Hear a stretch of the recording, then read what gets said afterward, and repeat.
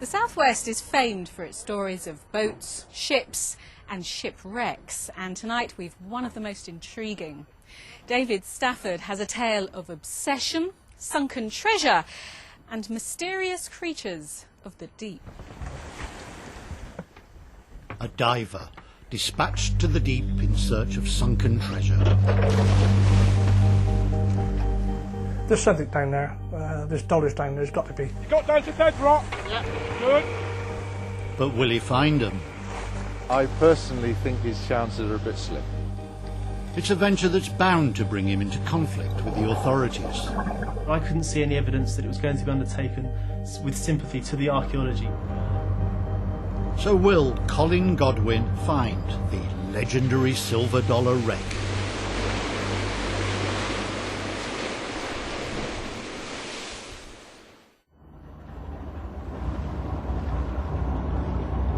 On board the Autumn Dream, heading out of Newlyn for a 3-day diving expedition. I love the Cornish accent. Colin's spending £40,000 of his own cash on this quest, which all started from a hit on his metal detector. It goes like bing, bing, bing, bing, bing, and I thought, oh, what's going on here? So I put my metal detector down, wafted away the sand, and I found these 2 coins. All of a sudden, I got this eerie feeling that somebody was watching me. And I looked out to sea, and imagine this mermaid sat on a rock, and she was saying, "There we are, Colin, that's your starters, that's your first $2. Now, come on, there's more out here for you, come on."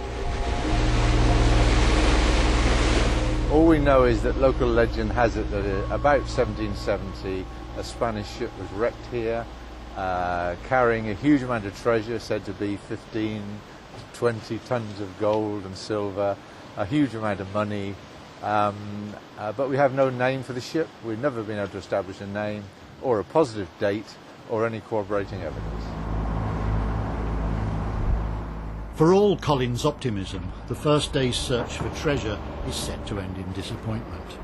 Months of planning have gone into this trip, but conditions in this part of the world are unpredictable, and they stop any diving on the site today. You see that little swell there behind you? If we get caught in that, we'd be on those rocks. That's the reason that the conditions are not exactly favourable, because we've got low water and we need another 3 or 4 metres at high water to get the depth of water, and also the swell will decrease as the day goes on. Colin refuses to be downcast. So you've got to focus 100%. You don't go down to 80% and 90%, you focus 100%. The crew look forward to a better day's diving tomorrow, driven on by Colin's passion for underwater treasure hunting. To touch something, maybe 200 or 300 years old, the only person to touch that, 200 or 300 years old, maybe a cabin boy or a sailor or someone. So it's fascinating to be the first one to hold that, and that's like shaking hands with history. But could Colin's mermaid be leading him astray? He believes there are millions of pounds worth of silver dollars lying off the coast here. Ever the optimist, he's hoping for better luck on the second day. I mean, yesterday it was a little bit swelly, but today I think it's not too bad. We're just going to look at the area to see if we can locate this particular reef coming out here. But conditions are against them again.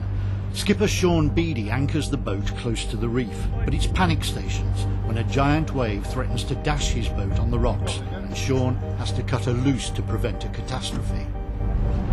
Alright, let it go. This is typical of Cornish weather. 1 minute is flattish, and then all of a sudden, deep in the Atlantic, you get these 2 metre, 3 metre high waves. The weather improves in the afternoon, and at last the divers are in.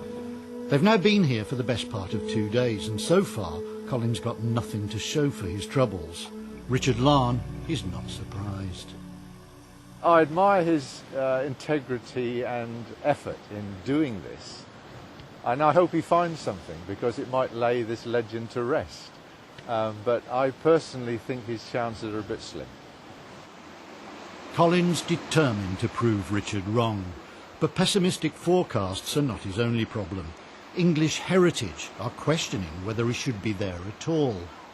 Our interest is to ensure that any investigation and recovery from wreck sites underwater is undertaken to archaeological standards in accordance with a seamless approach to the historic environment. But I couldn't see any evidence that it was going to be undertaken with sympathy to the archaeology. And what's Colin's response? Pass.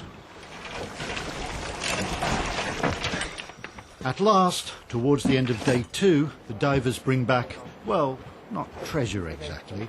To the untrained eye, it might look little more than a bag of nails, but to Colin, it's justification already for his expensive trip. This is copper nails. This is used on timber ship in the mid 18th century. This, I would guess, would be 18th century. Very, very pleased. Because at the end of the day, there's nothing better than picking up an artefact that's got history around it. And these guys here would first to touch these items maybe in 225 years, over 2¼ centuries. Well done. Very good lad. Well done. Who else is finding that? The weather improves on day 3, and so do the finds. Any silver dollars? Well, not yet. But they've certainly found something of major significance, an old, encrusted anchor. I know something was down there, but the divers didn't. You know, there's that little bit of doubt where, oh, is it, or isn't it? I said, it's there. Something is there, so this is part of a jigsaw. As soon as the anchor's out of the water, Colin's attacking it with a hammer to break off years of accumulated crud. It's just the kind of thing English Heritage are worried about. We would require that a conservator and a conservation consultant has previously been appointed to advise on conservation and material remains recovered from the seabed and given first aid treatment. And we will certainly, for any ferrous material, ensure and insist that that has the opportunity to be x-rayed and recorded before any concretions are removed. And Colin's view? Concretion is porous, full of salts and minerals. As far as I'm concerned, the better off that is, the better. English Heritage have sent their own boat to survey the seabed, with a view to having it designated a protected wreck site. I think that it's unlikely to be the modern period, judging by how little of it is left. Yeah, okay. Which would stop Colin diving there for good.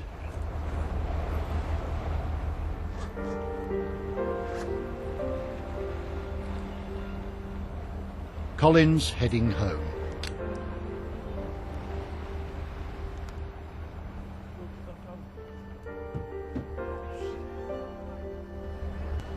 He's got his anchor and hundreds of artifacts.